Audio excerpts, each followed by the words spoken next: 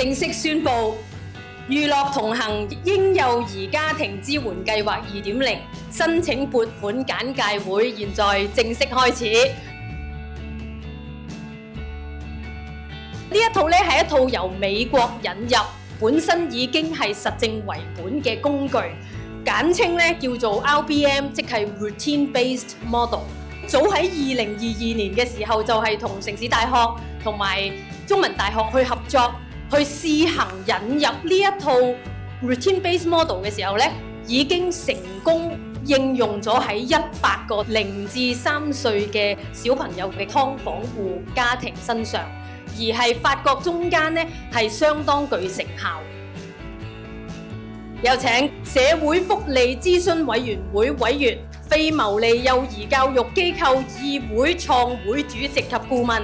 亦都係李國賢兒童基金顧問委員會成員金秀雲博士 BBS MH。0至3咧喺社區服務嘅支援裏邊咧係極少，咁所以咧就要靠各位咧就係要幫手。咁佢哋用一個實證為本嘅 Routine Based Model， 無論喺教會度啦，喺社區裏邊啦，咁我哋都希望可以當啲人咧係一齊咧係同心攜手，咁嚟到去做好成個 model， 即係百花齊放嚟到去幫到我哋嘅下一代。咁娛樂同行嘅主要概念咧，都係培訓家庭，讓幼兒咧學習融入於家中嘅生活作息，由家長去實踐嘅介入，配合可持續發展嘅早期介入框架。因為家長其實好容易明白作息本位其實就係嗰14個作息項目，咁變咗咧佢哋都好容易掌握到啊，咁所以對成個嘅服務咧同埋嗰啲技巧嘅使用咧，佢哋都覺得好有幫助。